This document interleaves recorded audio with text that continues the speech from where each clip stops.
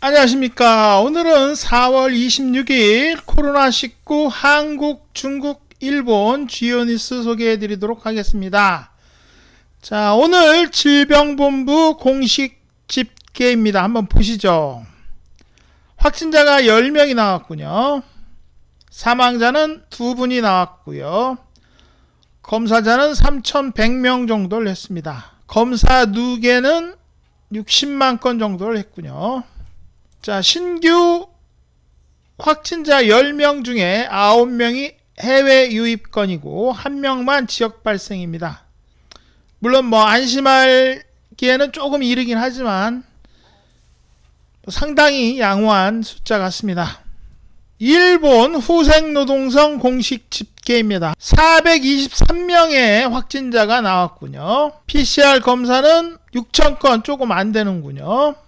검사 누계는 15만 건 정도 한 것 같습니다.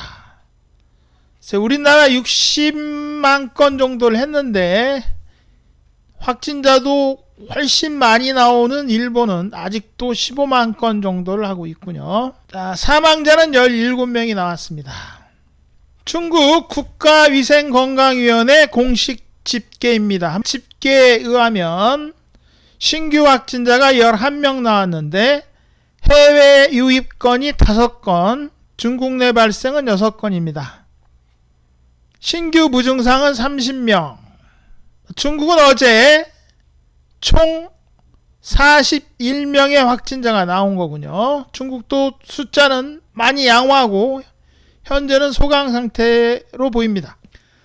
자, 이건 호북성 관광지를 개방을 하겠다는 얘기입니다. 5월 첫 주 노동절 연휴에 글쎄 우리나라도 중국도 5월 초까지는 좀 자제를 하고 싶지만 글쎄요 별일 없기를 바랄 뿐입니다. 우리나라도 중국도. 자, 흑룡강성 어제 집계입니다. 신규 확진자가 5명이 나왔습니다. 하얼빈에서 2건, 목단강 두단장이라고 하는 곳에서 3건이 나왔습니다. 워낙 전염성이 높은 코로나19라 방심하는 순간 다시 많은 수고와 고생을 해야 잡을 수 있을 거라고 생각이 듭니다. 자, 중경 대학 개학을 5월 11일부터 하겠다는 뉴스입니다. 그래서 우리나라는 개학을 좀 늦췄으면 하는 바람입니다. 아직 지역 발생이 1명 정도로 양호한 편이지만 돌다리도 두드려가는 게 좋을 상황 같습니다. 현재 상황은 일본 사망 후에 코로나 감염 판명이 2건, 노상에서 쓰러진 분이 병원에 이송됐지만 사망. 우한도 그랬습니다. 초기에 자택 요양 중인 80대 남성 2분이 사망 후에 양성으로 확진됐다는 뜻입니다. 자, 그 관련 댓글인데요.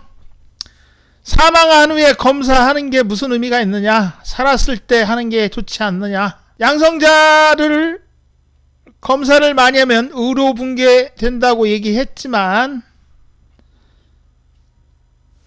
냄새 나는 거엔 뚜껑을 씌워라 라는 사고 같다. 일본 격언입니다. 냄새 나는 것에는 뚜껑을 덮어라 라는 뜻이죠. 냄새 나는 건 치워야 하지만 와가군이 일본에서는 살아있을 때 검사는 받지 못하고 사망한 후에 검사를 받을 수가 있다. 악몽을 넘어서 이제 지옥이 된 것 같다라는 표현입니다. 2달 전쯤에 얘기가 나왔어야 될 얘기를 이제 하고 있는 겁니다. 시민들의 무관심, 그다음에 정부의 무능력이 겹쳐서. 자, 이건 도쿄 공식 집계입니다. 한번 보시죠. 양성자 현황이 3,900명, 4.4 후입해서 4,000명이라고 해봅시다. 4,000명. 자, 어제보다 58명이 줄어서, 그제보다 58명이 줄어서 어제 103명의 확진자가 나왔다는 얘기입니다. 자, 검사 상황입니다. 현재까지 검사 받은 사람이 9,827명, 4월 24일입니다.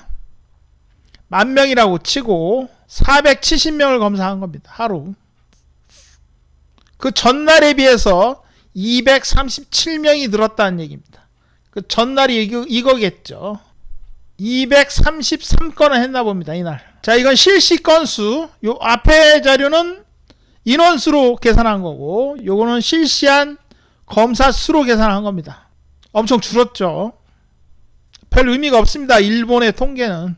양성자 수, 확진자 수가 줄었다고 해봐야 결국 검사 건수를 줄인 것밖에 없습니다. 통계적으로 별 의미가 없죠. 오늘 10시 기준입니다. 서울시는 11만 명을 했습니다. 건이 아니라. 일본은 10,000건도 못했습니다. 여지껏. 10,000명도 못했습니다. 10,000명. 서울시는 11만 명.